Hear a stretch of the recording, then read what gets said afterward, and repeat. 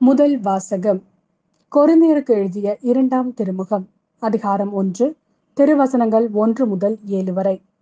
Corinth நகரில் உள்ள கடவுளின் திருச்சபைக்கும் அக்காயா மாநிலம் முழுவதிலும் வாழும் இறைமக்கள் அனைவருக்கும் கடவுளின் திருவுள்ளத்தால் கிறிஸ்து இயேசுவின் திருத்தூதனாய் இருக்கும் பவுலும் சகோதரராகிய தீமோத்தேவும் எழுதுவது.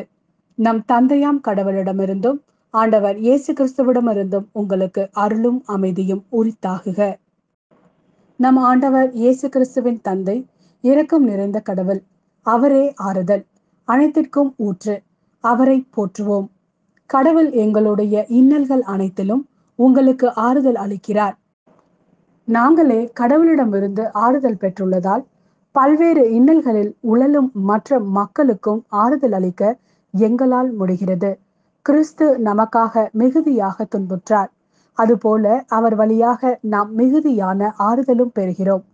ஆகவே நாங்கள் துன்புறுகிறோம் என்றால் அது உங்கள் ஆறுதலுக்காகவும் மீட்புக்காகவும் தான். நாங்கள் ஆறுதல் பெறுகிறோம் என்றால் அது உங்கள் ஆறுதலுக்காகவே. நாங்கள் துன்பங்களை பொறுத்து கொள்வதைப் போல நீங்களும் உங்கள் துன்பங்களை தளரா மனத்துடன் பொறுத்து கொள்வதற்கு இந்த ஆறுதல் ஆற்றல் அளிக்கிறது. நீங்கள் எங்கள் துன்பத்தில் பங்கெடுத்ததைப் போல் எங்களுடைய ஆறுதலிலும் பங்கு பெறுவீர்கள் என்பது உங்களுக்கு தெரியும். நீங்கள் இவ்வாறு செய்வீர்கள் என உறுதியாக எதிர்நோக்கி இருக்கிறோம். இது ஆண்டவரின் நல்வாக்கு. இறைவா, உமக்கு நன்றி. மத்தேயு எழுதிய நற்செய்தி, அதிகாரம் 5, திருவசனங்கள் 1 முதல் 12 வரை. இயேசு மக்கள் கூட்டத்தை கண்டு மலை மீது ஏறி அமர அவருடைய சீடர் அவர் அருகே வந்தனர். அவர் திருவாய் மலர்ந்து கற்பித்தவை.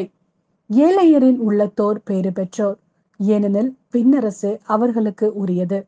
துயருவோர் பேறு பெற்றோர், ஏனெனில் அவர்கள் ஆறுதல் பெறுவர். கனிவுடையோர் பேறு பெற்றோர், ஏனெனில் அவர்கள் நாட்டை உரிமை சொத்தாக்கிக் கொள்வர். நீதி நிலைநாட்டும் வேட்கை கொண்டோர் பேறு பெற்றோர், ஏனெனில் அவர்கள் நிறைவு பெறுவர். இரக்கமுடையோர் பேறு பெற்றோர், ஏனெனில் அவர்கள் இரக்கம் பெறுவர். தூய்மையான உள்ளத்தோர் பேறு பெற்றோர், ஏனெனில் அவர்கள் கடவுளை காண்பர். அமைதியை ஏற்படுத்துவோர் பேறு பெற்றோர், ஏனெனில் அவர்கள் கடவுளின் மக்கள் என அழைக்கப்படுவர்.